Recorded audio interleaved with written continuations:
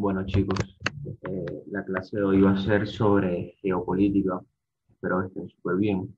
Este tema es sumamente interesante y nada, les habla su faculty Richard de Jesús, quien va a estar acompañado por María Virginia Rojas.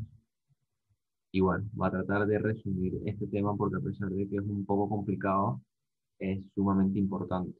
Porque tal como establecimos el eslogan debajo del nombre, es la clave para entender las relaciones internacionales. Y eso es vital porque la política hoy en día se ha convertido en el tema central de cada una de las sociedades del mundo. No hay quien no toque como tema de conversación justamente los eventos políticos que pasan eh, en cualquier tipo de país y sobre todo los que tengan vinculación directa con el país de origen. Entonces es necesario entender las razones por las cuales un mandatario e incluso su país actúa de una determinada forma y por qué hay relaciones entre algunos países y por qué hay contraposiciones entre otros. Por lo menos si denotan la lámina principal que les estamos poniendo, justamente se exhiben cuatro personajes emblemáticos, cada uno en su generación. Los los dos principales que se ven son actuales, son Putin y Trump. Putin es mandatario eh, actual de Rusia, es su cuarto periodo, el segundo consecutivo. Eh, y bueno, Trump es mandatario actual de Estados Unidos, su primer periodo, y que bueno, ambos mantienen una posición consolidada entre sus corrientes y sus doctrinas, pero que no inicia con ellos. Y eso es importante de esta lámina, que esa posición inicia desde hace mucho tiempo. Y es por ello que incluso ponemos esos dos personajes emblemáticos que son Stalin de un lado y Roosevelt del otro, porque representan que, bueno, que en ese tiempo también estaban esas dos corrientes, eh, uno inclinado hacia la izquierda, el otro hacia la derecha, y con intereses, disculpen, particulares que los hacían actuar de alguna forma e incluso fortalecer alianzas con algunos países determinados. Entonces, la pregunta principal es, ¿qué es la geopolítica? Es básicamente una disciplina que estudia la situación política de un lugar. Sin embargo, este estudio la asocia con la ubicación geográfica del mismo. Es decir, un país que está ubicado en en un territorio determinado tiene algunas condiciones, características de él, que hacen que actúe de alguna forma y que se constituya de alguna forma. Es decir, la cercanía de un país con otro puede ser uno de los factores que hacen que estos tengan una serie de relaciones. También lo puede ser la historia, también lo puede ser unos factores. Sin embargo, esto es lo que trata de estudiar la geopolítica. Pero si determinamos cuál es el objeto de estudio de la geopolítica como tal, vamos a ver qué es el Estado. Ahora bien, ¿qué consideramos Estado? Y esta es la pregunta fundamental para entender cualquier tema político. Es común que la sociedad en cualquier parte del mundo confunda términos y que asimismo los establezca como alguna especie de sinónimos cuando no lo son. Por lo menos en Estado pasa mucho, porque muchas personas también pueden considerar que es lo mismo que gobierno, que es lo mismo que nación. Y realmente no es así. Todos tienen una distinción de conceptos que es necesario entender para comprender los temas políticos de la actualidad. Cuando una persona habla de Estado, se refiere a la organización jurídica de un territorio en específico que contiene unos límites internos y externos. Es básicamente un ente abstracto y que es permanente en el tiempo. Esto es una gran diferencia ante el segundo concepto que vemos en la lámina, que es el gobierno.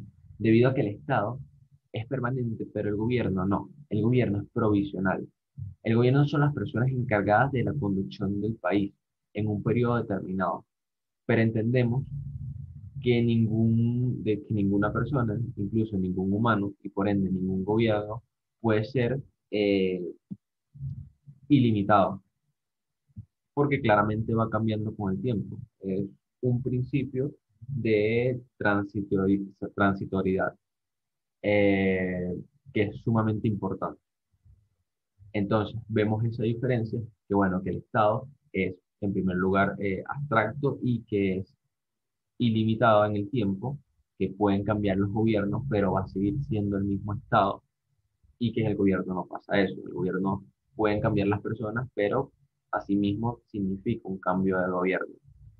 En cambio, en tercer lugar, nos encontramos la nación, que se basa en el conjunto de personas que tienen diversas características en común. Entre ellas están la lengua, la cultura e incluso la historia. Y esto es algo importante de destacar, sobre todo por ejemplos como Bolivia, que es un estado plurinacional, es decir, que está compuesto por naciones diversas, que cada una particularmente tienen sus características en común. Ahora bien, en el caso venezolano, vemos esta diferenciación a través de los ejemplos claros, de las determinaciones claras. El Estado es Venezuela, es decir, puede cambiar quien gobierne, pueden cambiar incluso las formas de gobierno, pero nunca va a cambiar el Estado. Claramente, esto eh, nos indica que por lo menos cuando Venezuela adquiera una deuda, la deuda a pesar de que fue un gobierno en un periodo determinado, preestablecido, la deuda va a estar atribuida y adjuntada hacia el Estado venezolano. Por otro lado, el gobierno serían los líderes del PSUV, quien su líder más alto que ocupa la presidencia sería Nicolás Maduro.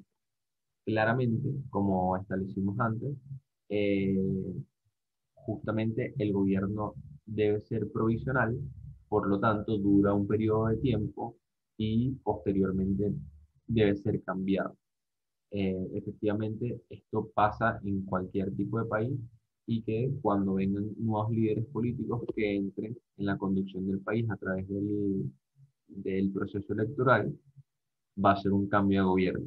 Pero recalco, el Estado va a permanecer, sea quien sea la cabeza del gobierno y sean quienes sean los integrantes de la conducción de ese gobierno, el Estado siempre va a ser el mismo.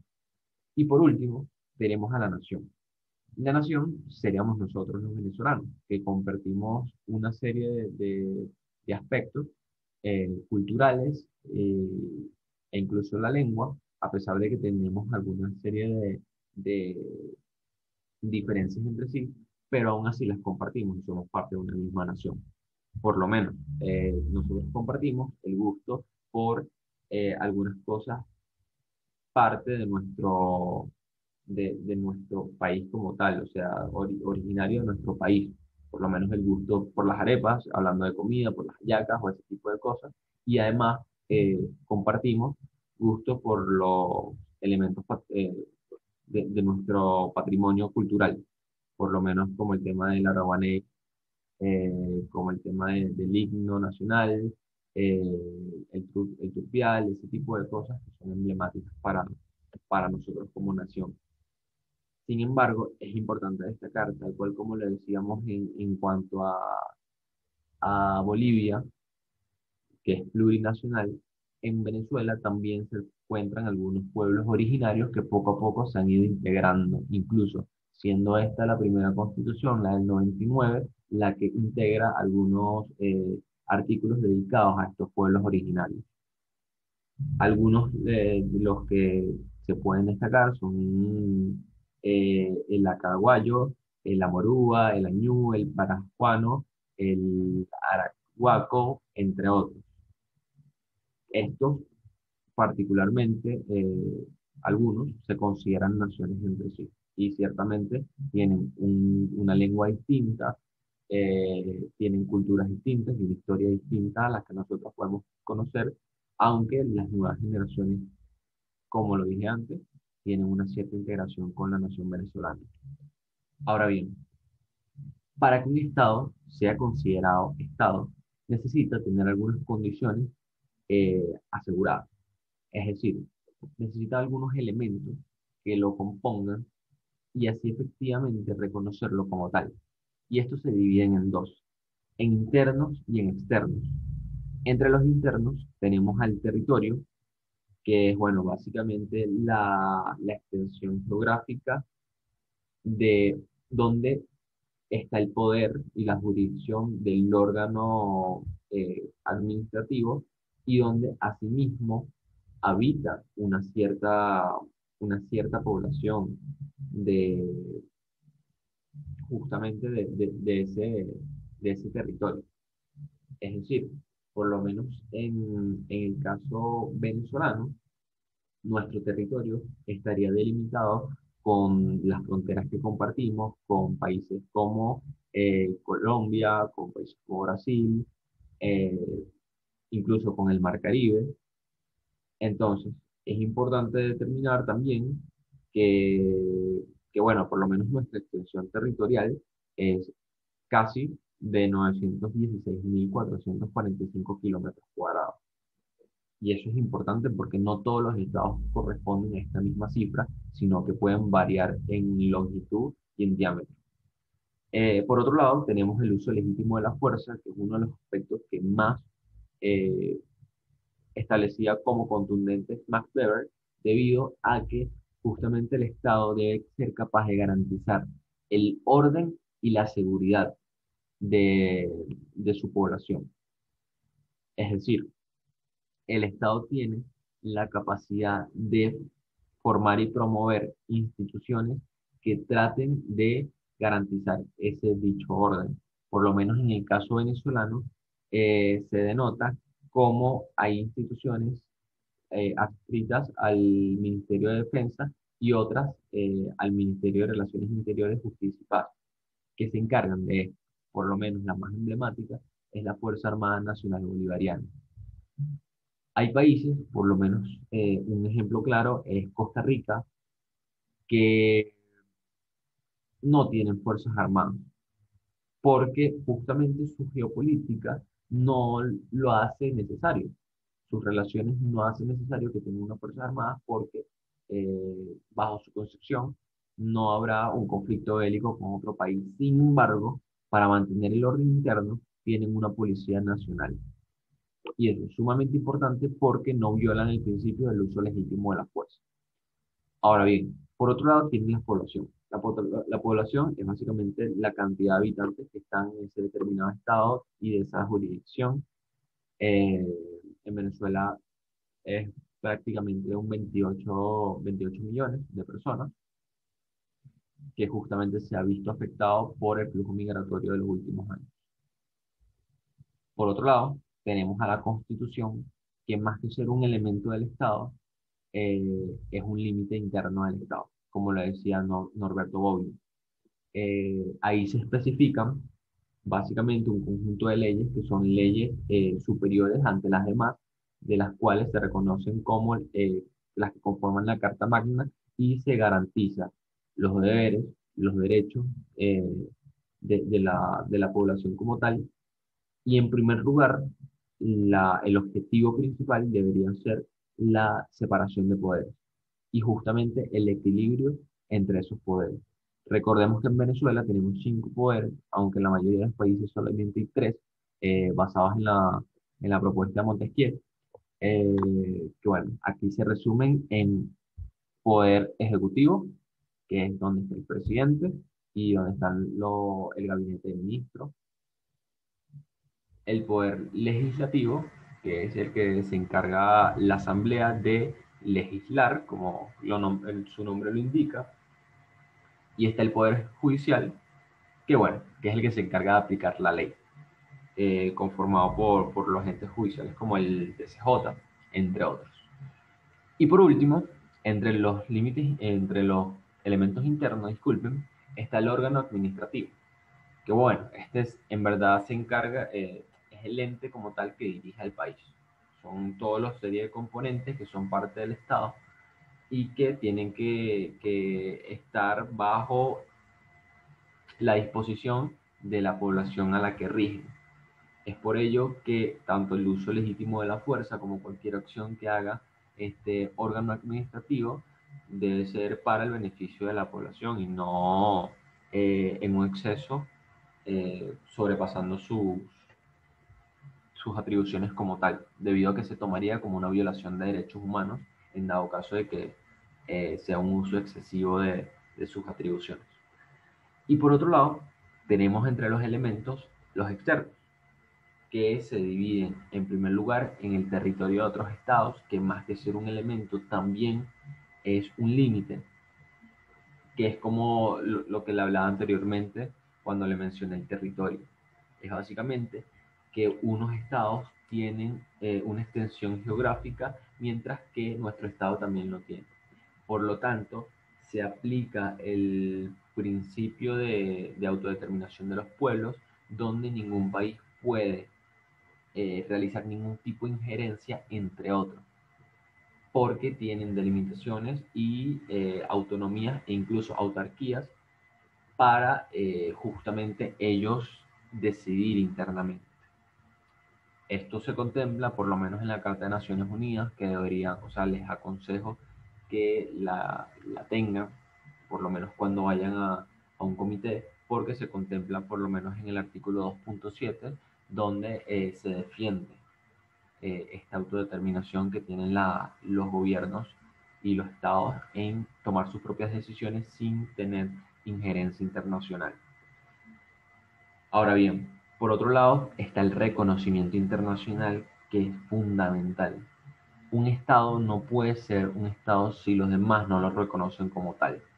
Y eso es lo que pasa con, si nos vamos para este lado, con las tres banderas que les exponemos. Que bueno, no sé si las conocen, pero son emblemáticas porque ninguna de ellas representan a un estado. Las tres banderas representan a unas poblaciones que ansían convertirse en un estado. En primer lugar, la que está más cerca del cuadro naranja es la bandera de Palestina. Palestina, a pesar de tener una población e incluso tener reconocimiento internacional por algunos estados, no tiene algo importante, que es el territorio. El territorio lo tiene Israel y por eso ni siquiera en la ONU Palestina es considerado un estado. Vean lo importante que es cada uno de los elementos. La bandera amarilla con rojo es de Cataluña. Cataluña está ubicada en Barcelona, en España. Cataluña tiene territorio, uso legítimo de la fuerza, población y una población incluso que está de acuerdo con la independencia de Cataluña. Sin embargo, lo que no tiene Cataluña es reconocimiento internacional. Cataluña la reconocen como parte de España, a pesar de todos los movimientos que han tratado de impulsar justamente para independizarse de España como tal. Por ende, no es reconocida como un Estado. Y la última bandera que vemos ahí es la del País Vasco. El País Vasco es una historia sumamente interesante porque de ahí, de esa lucha de los habitantes del País Vasco contra Franco hace mucho tiempo en España, se deriva justamente el movimiento terrorista de liberación que era el ETA, que fue un movimiento, fue un grupo terrorista que actualmente no se encuentra activo, que era para la liberación del País Vasco. Ahora bien, el País Vasco tiene similitudes con Cataluña, sin embargo, se presenta un caso particular, y es que no tienen territorio debido a que una gran parte del territorio está en España. Sin embargo, la otra gran parte del territorio está en Francia. Entonces, no es una liberación o independencia de un estado, sino de dos. Y es algo muy interesante y bueno, es por lo que se determina que el País Vasco tampoco es un estado y por lo tanto no es reconocido como tal. Ninguno de los tres presentes eh, en los ejemplos es reconocido por la ONU como un estado. Ahora bien, ¿Qué factores afectan a la geopolítica? Ya conociendo qué es un Estado, que es la base principal para este estudio, debemos saber que la geopolítica eh, se determina de tal manera, sus acciones de cada uno de los países o estados, se determina de tal manera por algunos factores. El primero son los factores ideológicos, que son las corrientes, las creencias, las formas de percibir el mundo que tienen tanto los habitantes como algunos gobernantes. Los factores ideológicos son tomados por los países, sobre todo por los gobiernos, eh, para asociarse entre sí. Es decir, gobiernos de izquierda tratan de unirse para tener objetivos en común en contra de gobiernos de derecha. Es el caso de, por lo menos en el caso venezolano, de Venezuela con Rusia, que comparten ideologías en cuanto a la inclinación hacia la izquierda y justamente se contraponen a gobiernos que siempre han tenido una inclinación hacia la derecha, como Estados Unidos. Por otro lado, tenemos los acontecimientos históricos que en la mayoría de los casos determinan como, un, como un precedente base a la actualidad de un país. Y eso pasa mucho, sobre todo a partir de la Segunda Guerra Mundial, donde, bueno, si volvemos al caso anterior que estábamos planteando los factores ideológicos, vemos que a partir de la Segunda Guerra Mundial hay esa bipartición, se denota esa bipartición entre los estadounidenses y la Unión Soviética en la Guerra Fría, incluso en los diferentes territorios y conflictos de esos territorios en el que actuaron los dos y que actualmente se siguen viendo, que es algo impresionante y que hay que tener ahí en cuenta.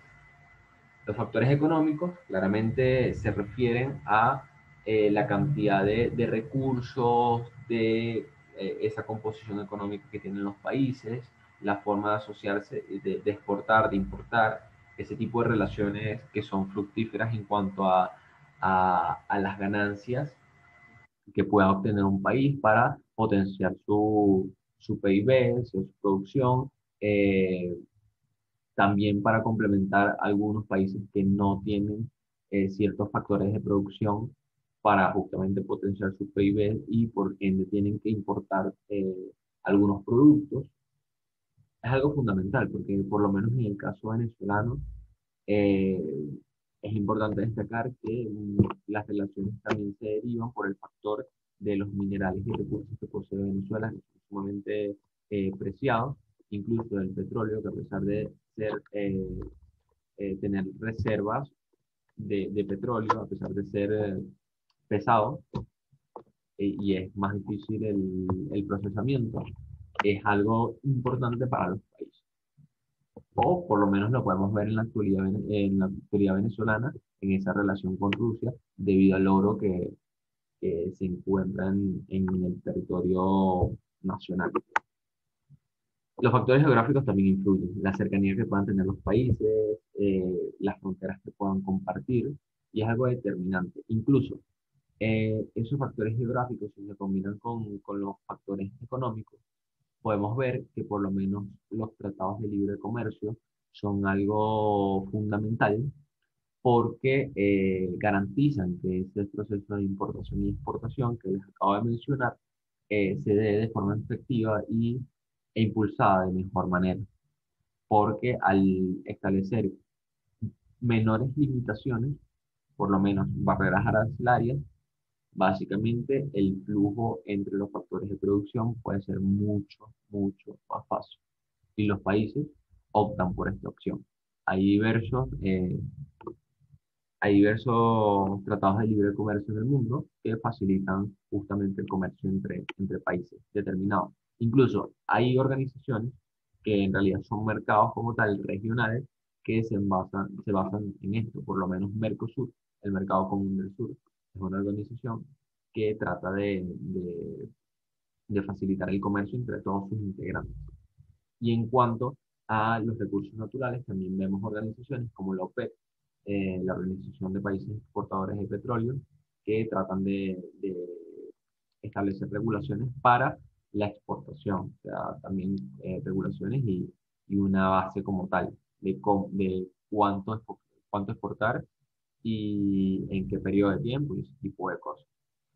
Ahora bien, por último, hay un factor que es determinante, que son los objetivos en común que puedan tener unos países. ¿Y por qué digo que es determinante? Porque de esa forma, cuando se tienen objetivos en común, los países se asocian para llegar a ellos juntos con un apoyo recíproco. Y uno de los ejemplos más claros es el grupo de los cuatro, el G4, que es una alianza entre Brasil, Alemania, India y Japón, porque los cuatro quieren llegar a conseguir el puesto eh, entre los miembros permanentes del Consejo de Seguridad.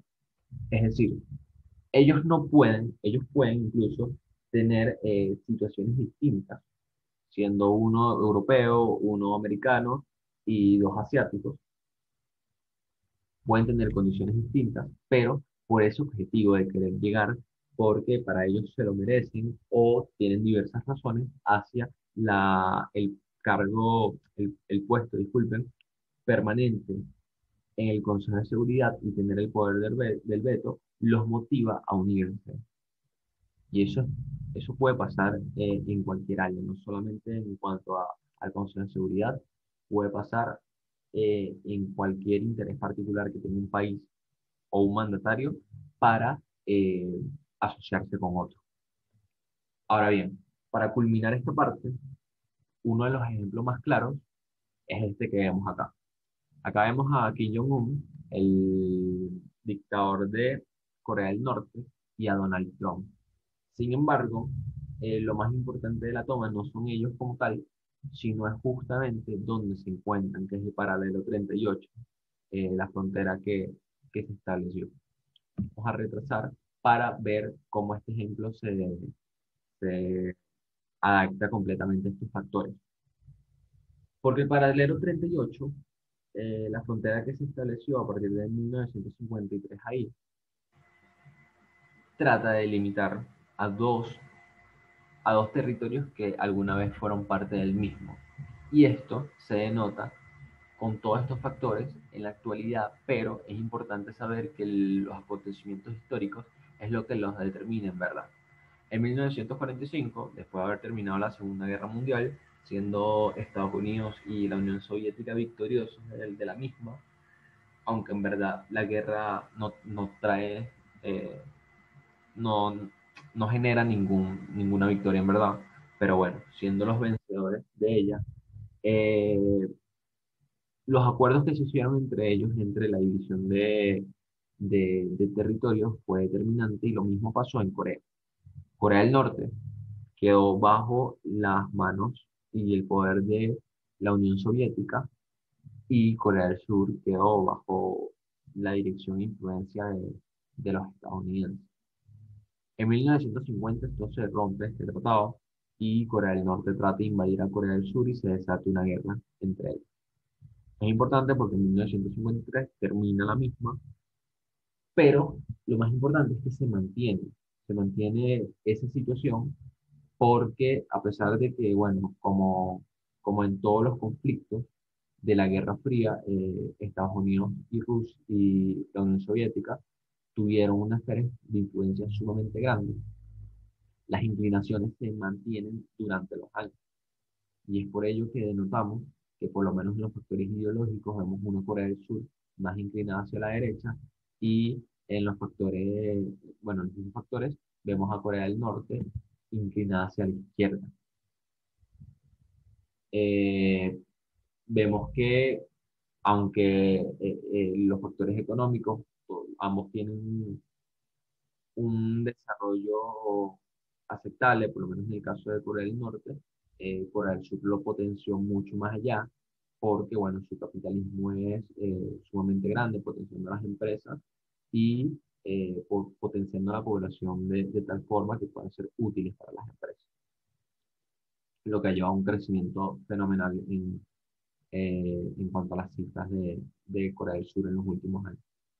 Y bueno, Los objetivos en común determinan algo importante porque vemos como las relaciones, por lo menos de los dos entes, los dos países, que para mí son referencias potenciales del mundo, eh, que son Rusia y Estados Unidos hoy en día, yo creo que esos determinan muy, eh, de forma muy contundente los objetivos en común que puedan tener estos dos países que utilizamos como ejemplo, eh, que son Corea del Sur y Corea del Norte, debido a que justamente por esa influencia y por esa inclinación y, y coincidencia en los factores ideológicos que puedan tener, se unen de formas determinadas. Por lo menos vemos que Corea del Sur tiene una relación muy estrecha con Estados Unidos, que bueno, no es coincidencia que los acontecimientos históricos también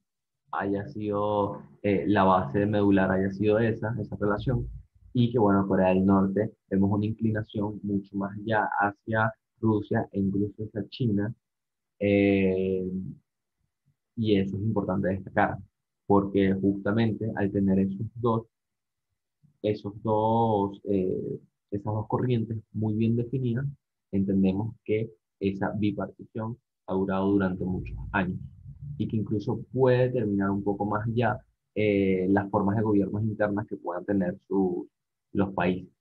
Por lo menos en Corea del Sur se denota una democracia, y en Corea del Norte se denota una dictadura, y no solamente cualquier clase de dictadura, es una dictadura hereditaria que de generación en generación se va pasando, alternando el poder.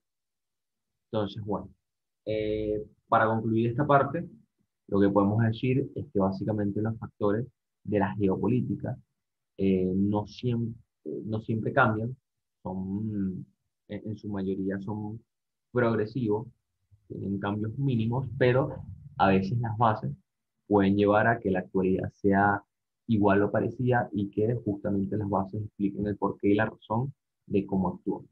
Entonces, estos factores son sumamente determinantes para que ustedes en un mundo entiendan eh, cómo actúa el país en la realidad de que ustedes van a representar en el momento de la competencia.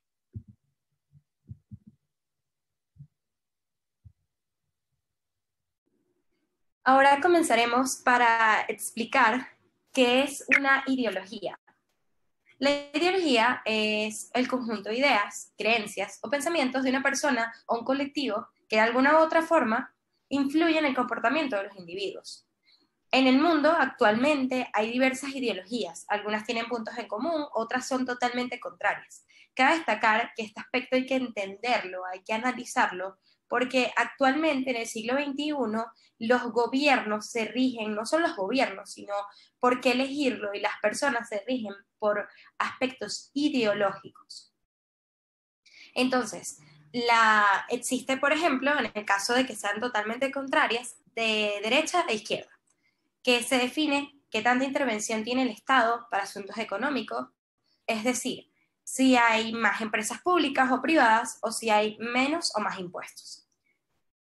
La derecha ideológica tiene como dos factores o sistemas económicos, el capitalismo y el liberalismo. En el capitalismo predomina la economía ante lo social, hay poca intervención del Estado en la economía, los impuestos son más bajos, hay mucha inversión privada y libre mercado. En cambio, en el liberalismo hay poca intervención del Estado en la economía, pero fomenta la libertad a nivel individual, la expresión y el culto. Por otra parte, el lado totalmente opuesto es la izquierda ideológica, donde sus dos sistemas son o el socialismo o el comunismo. El socialismo, existe una intervención del Estado en la economía, empiezan a tener intervenciones sociales, escuelas públicas, salud pública, e incrementan los impuestos para que las pocas personas privadas puedan mantener, o sea, así se distribuye la riqueza. En cambio, en el comunismo y marxismo, su visión se basa más que todo en eliminar el Estado, porque cada individuo debe evolucionar tanto su conciencia que pueda gobernarse a sí mismo sin ningún ente regulador. O sea, ellos ven al Estado como este ente que regula, por lo tanto, lo mejor es erradicarlo. Y bueno, fomenta la lucha de clases para lograr la igualdad.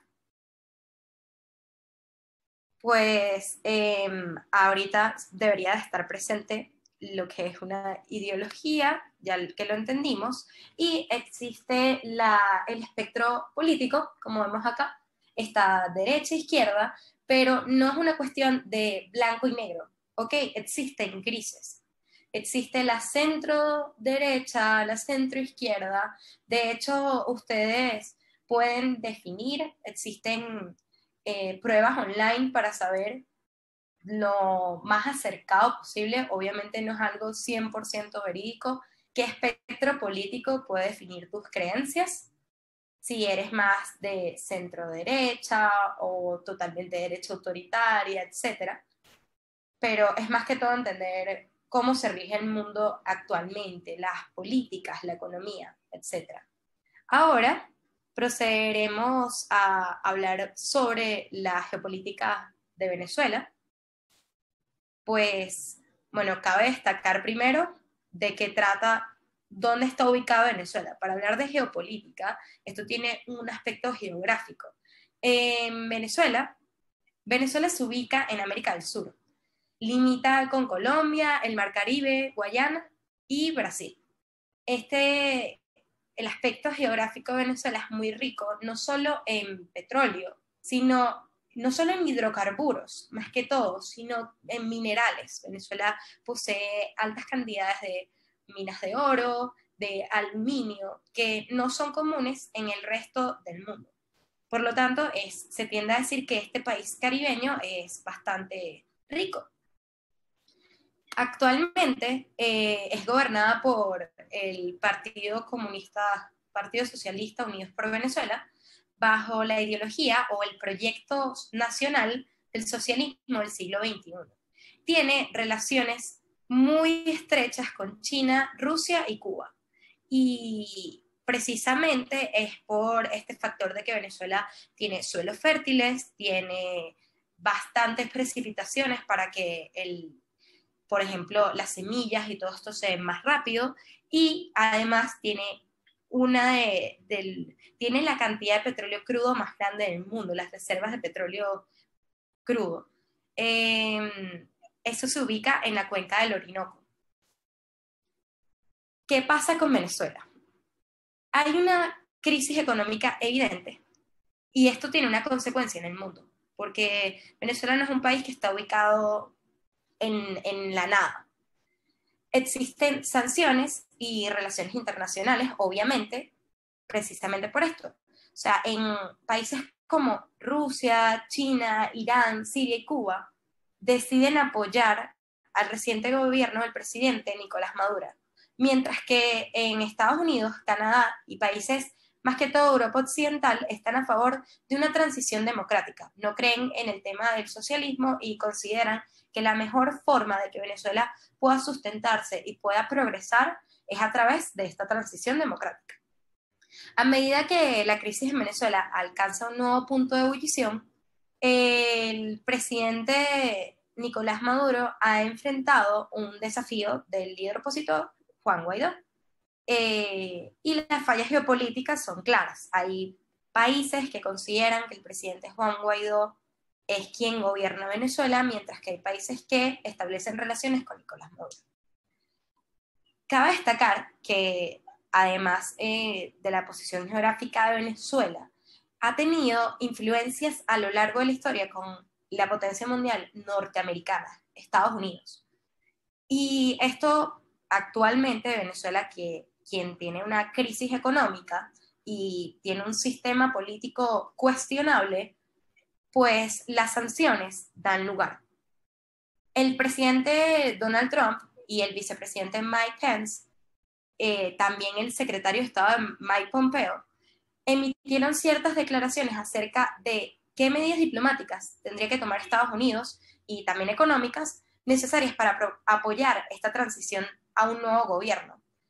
Asimismo, estableció ciertas sanciones porque actualmente en el siglo XXI esta política de invasiones se ha dejado a un lado y se cree más en el tema de las sanciones para que el país se desarrolle por sí mismo, ya que si tú tienes bloqueos económicos hacia ciertas figuras importantes y tienes no solo bloqueos económicos con respecto a eso, sino para las importaciones y ciertas relaciones con empresas importantes norteamericanas, pues a juro Venezuela tiene que desarrollarse internamente, tiene que establecer ciertas inversiones pequeñas, emprendimientos, que es lo que está ocurriendo. Y también, pues, que no tienen un escape estos líderes políticos. Tienen que quedarse en el país porque hay muchos que no pueden transitar a otros y nadie quiere vivir en una mala situación. Esto es más que todo cómo funciona el tema de las sanciones. Sin embargo, el gobierno ruso ha sido fundamental para preservar el régimen de Maduro, a pesar de los años de intensa presión nacional e internacional a favor de nuevo, la transición democrática. Rusia proporciona al régimen una inestimable influencia diplomática, personal de seguridad y material, así como un salvavidas económico y actualmente medidas para seguir o implementar a la sociedad con respecto al coronavirus. Ahora, asimismo como entendimos que en la crisis de Venezuela, vamos a hablar sobre las misiones diplomáticas, las embajadas y los consulados.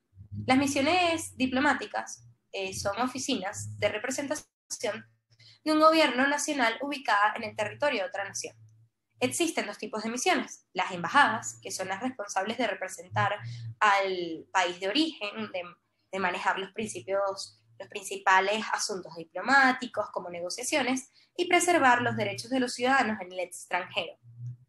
Esto tiene la figura del embajador, que es el funcionario más alto de la embajada y actúa como jefe diplomático, el portavoz del gobierno de origen, etc.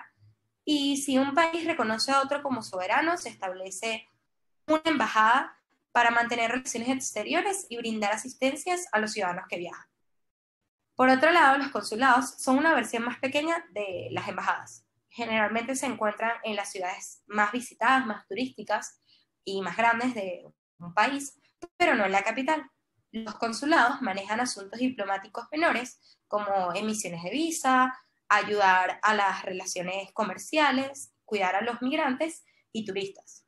Cabe destacar que actualmente en Venezuela, países como Estados Unidos y Canadá no cerraron sus embajadas, con todo y que tienen personal. Este personal solo está para ayudar a los ciudadanos, sin embargo no están emitiendo ningún tipo de visado para los ciudadanos venezolanos, solo es para brindar apoyo a los ciudadanos norteamericanos, obviamente.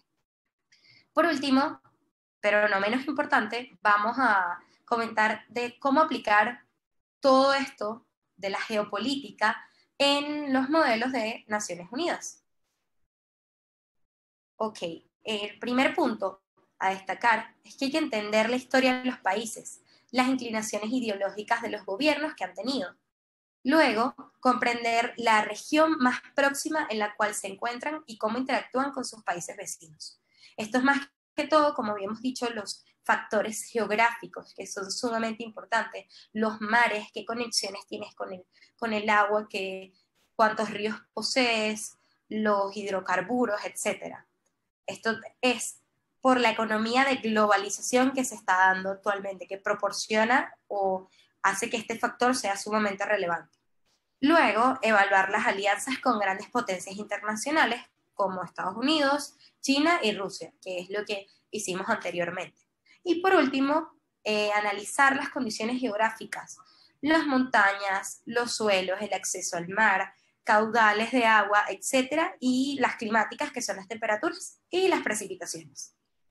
¿Por qué analizar las condiciones geográficas, como dije anteriormente? Porque actualmente el mundo se rige por la globalización, donde cada país se desarrolla en lo que es mejor económicamente, mientras que se sustentan de ayuda de otros países con respecto a lo que no se da en su tierra, entre otras cosas. Entonces, por eso, esto es un tema sumamente actual.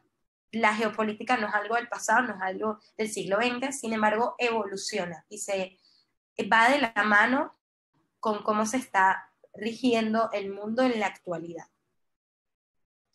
Esto es todo, pues tenemos una pequeña tarea que van a encontrar al final, pero gracias por escuchar la clase y por entender qué es la geopolítica.